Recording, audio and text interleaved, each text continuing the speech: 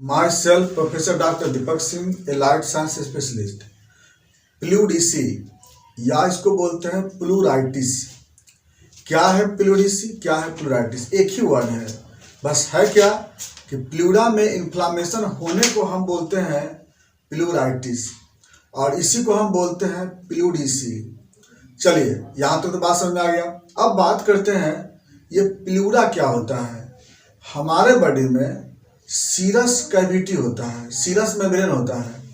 इसमें एक होता है प्लूरा, एक होता है पेरिटोनियम, दूसरा होता है पेरिकार्डियम, तीसरा। तो एक सीरस मेम्ब्रेन इसको बोलते हैं। तो हमारे लंग्स के भी अराउंड में कुछ मेम्ब्रेन होता है, सीरस मेम्ब्रेन, जिसको हम बोलते हैं प्लूरा बोलते हैं। तो जैसा कि आप फिगर में देख रहे हैं, इसमें क्या है कि जो आउटर मोस्ट जो ये लेयर है बाहर वाला, इसको बोलते हैं थोरैसिक वाल। थोरैसिक वाल जो कि रिब्स बना हुआ है ना, इसके बाद जो अंदर में जो देख रहे हैं ना, ये दोनों लेयर को क्या बोलते हैं? प्लूरा बोलते हैं, प्लूरा। तो यहाँ पर जो दोनों लेयर जो देख रहे हैं ना, ये दोनों को बोलते हैं प्लूरा बोलते हैं। तो ये प्लूरा जो कि दो लेयर से बना होता है, प्लूरा भी दो लेयर से बना होता है। जो एक बाहर की तरफ होता है उसको बोलते हैं पेराइटल प्लूरा, और जो अंदर की तरफ होता है उसको बोलते हैं विसरल प्लूरा बोलते हैं। तो ये जो पेराइटल प्लूरा है, यह एक तरफ अटैच है थोरैसिक वाल से, नीचे अटैच है वो डायफ्राम से, इधर में अटैच है वो मेडियास्टिनम से। और जो विसरल प्लूरा होता है, ये लंग्स के अल्विलाई से अटैच रहते हैं। तो आउटर वाला हो गया पेराइटल, इनर वाला हो गया विसरल। दोनों के बीच में कुछ फ्लूइड होता है जिसको हम बोलते हैं प्लूरल फ्लूइड बोलते हैं। इस फ्लूइड का काम क्या है? इसका काम होता है कि जब हम इंस्पायरेशन एक्सपायरेशन करते हैं उस समय यह फ्रिक्शन से बचाता है, तो आसानी से इंस्पायरेशन एक्सपायरेशन से मूवमेंट हो सके, इसके लिए इसमें कुछ फ्लूइड होता है। लगभग 10 से 15 ml इसमें फ्लूइड होता है। चलिए, ये तो हो गया नॉर्मल बात प्लूरा के बारे में। तो प्लूरा एक कवरिंग लेयर होता है जो लंग्स को कवर किए हुए है। यह प्रोटेक्ट करता है थोरैसिक वाल से, इंजुरी से बचा लेता है ये। चलिए, ये तो हो गया प्लूरा के बारे में। अब बात करते हैं, जब इसमें इन्फ्लामेशन हो जाता है तो उसको बोलते हैं प्लूराइटिस बोलते हैं, या इसी को बोलते हैं प्लूरीसी बोलते हैं। तो यानी इसमें दो लेयर होता है, अंदर विसरल, बाहर पेराइटल। ये विसरल लेयर जो होता है ना, मोर वस्कुलर होता है, ज्यादा ब्लड वेसल होता है, इसलिए जो इन्फ्लामेशन होता है उसमें इनर साइड वाले में इन्फ्लामेशन का चांसेस ज्यादा होता है। इसीलिए प्लूडीसी में अब देखते हैं तो इनर वाले विसरल लेयर में इन्वॉल्वमेंट ज्यादा होता है। तो ये होगी आपको इन्वॉल्वमेंट के अनुसार से। चलिए, तो यहाँ पर समझ में आ गया कि प्लूडीसी किसको बोलते हैं, जब इसी लेयर में इन्फ्लामेशन हो जाता है।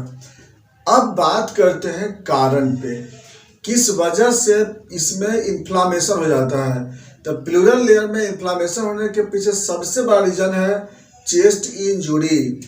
चोट लगने के कारण, चाहे किसी भी तरह से ट्रॉमा हुआ हो, तो उसके वजह से क्या होता है कि इसमें इन्फ्लामेशन हो जाता है। नंबर 2, अगर बाय द वे बायोप्सी करते हैं, अगर by the way needle biopsy या कोई भी तरह का बायोप्सी करते हैं, तो बायोप्सी करेंगे तो इसी लेयर को पेनिट्रेट करके ले जाएंगे लंग्स में। तो बायोप्सी करते समय भी इसमें इंजुरी होता है और इन्फ्लामेशन हो जाता है। नेक्स्ट, अगला कारण होता है, अगर किसी तरह का रेडिएशन एक्सपोज करता है, खासकर रेडियोथेरेपी वगैरह के केस में भी यहाँ पर इंजुरी होता है।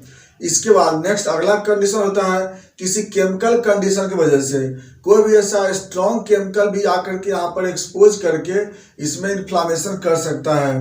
नेक्स्ट आते हैं रिब्स फ्रैक्चर। रिब्स फ्रैक्चर के कारण क्या हो सकता है? रिब्स फ्रैक्चर के कारण किसको एक्सपोज करेगा? प्लूरा को ही एक्सपोज करेगा ना। तो इसलिए क्या होता है, उसमें इन्फ्लामेशन होता है। ये हो गया आपको कुछ एक्सटर्नली कॉज होता है। अब कुछ कॉज होता है वह इंटरनल कॉज होते हैं। इंटरनल कॉज में जैसे कि मान लीजिए सब किसी को न्यूमोनिया हुआ है। न्यूमोनिया का मतलब क्या होता है? न्यूमोनाइटिस।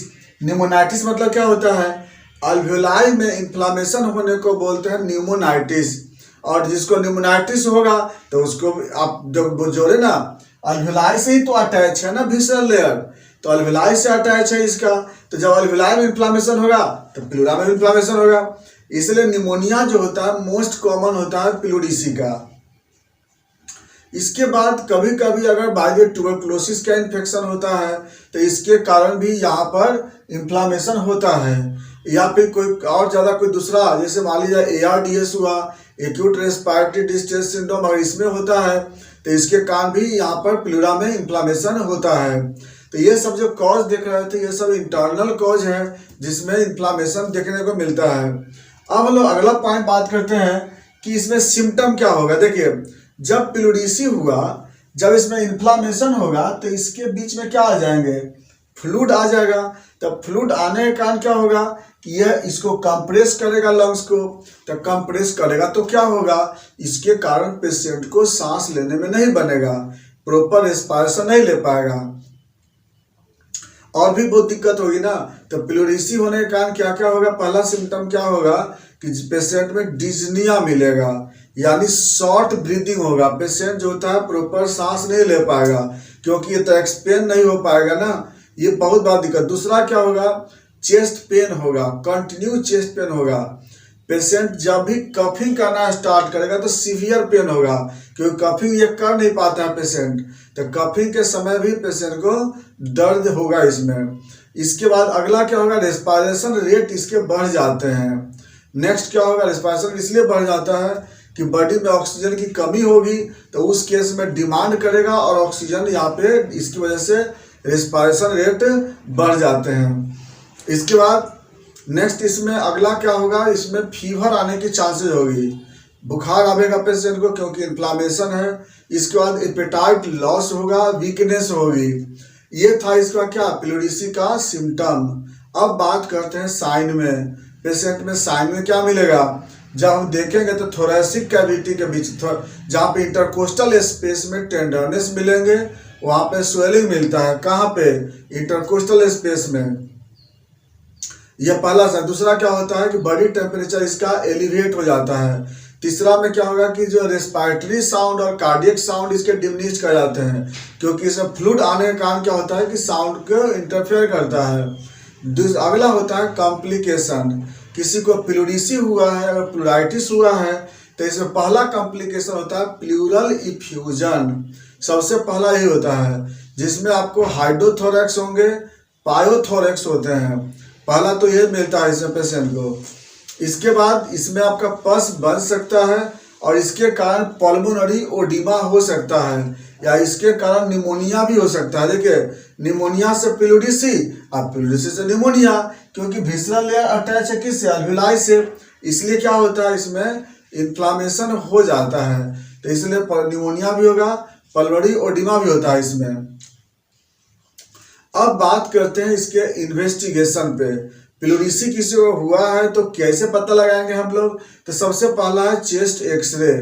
चेस्ट एक्सरे में क्या होगा कि जब प्लूरीसी देखते हैं तो उस केस में चेस्ट एक्सरे प्लेट पे जब भी एक्सरे प्लेट का शैडो मिलता है तो यह जो मार्जिन होते हैं यहाँ पे इस तरह से क्या होता है, यहाँ पे आपको स्पेस मिलते हैं, यहाँ पे कार्डियक शैडो, थोरेसिक का और ट्रेकिया का हुआ, तो ये जो सीपी एंगल होता है ना, सीपी एंगल जो होता है एक्सरे प्लेट पे ये अब्सेंट हो जाएगा।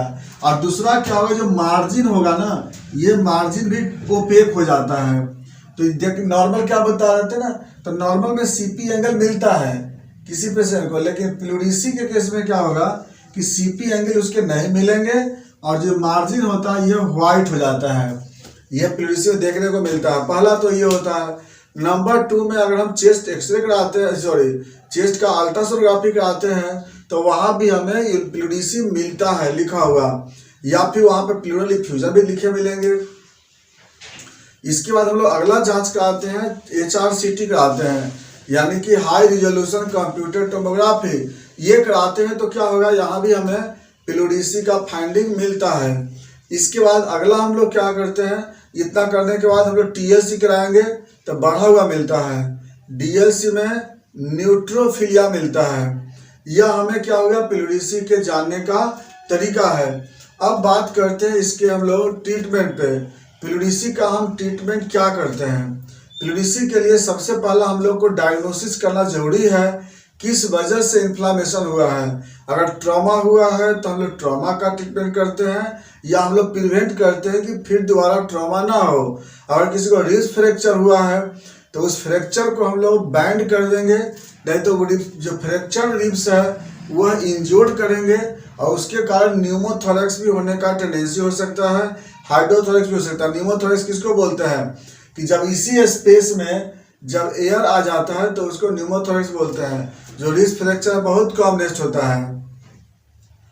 इसके बाद नेक्स्ट अगला जो आगा ना इसमें मैनेजमेंट अकॉर्डिंग टू डायग्नोसिस के अनुसार या सिम्टम के अनुसार मैनेजमेंट करते हैं। पेशेंट को अगर सपोज दैट ऑक्सीजन की कमी होगी तो वहाँ पे ऑक्सीजन इनहेलेशन कराएंगे, या तो ऑक्सीजन मास्क से देंगे, या फिर हमें अगर जरूरत पड़ता है तो वेंटिलेशन से भी यूज करते हैं। ये कब करते हैं? कंडीशन को देखने के अनुसार से। और ऑक्सीजन की कमी होती है तब करते हैं। अगर चेस्ट में इन्फेक्शन होगा तो उसमें हम लोग एंटीबायोटिक थेरेपी चलाते हैं।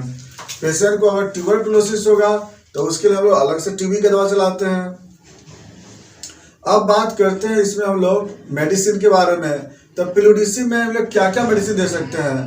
तो इसमें हम लोग बेलाडोना सबसे नंबर 1 पे देते हैं। इसके बाद एंटीमटार देते हैं, ब्राउनिया यूज करते हैं, इसके बाद अर्निका यूज करते हैं, और बाकी जैसा सिम्टम होता है उसके अनुसार इसमें मेडिसिन चलाते हैं। ये था आपका प्लूरिसी या प्लूराइटिस। अगर कोई क्वेश्चन हो तो आप जरूर करेंगे, बाकी बातें चलेंगे नेक्स्ट वीडियो में। Thanks for watching.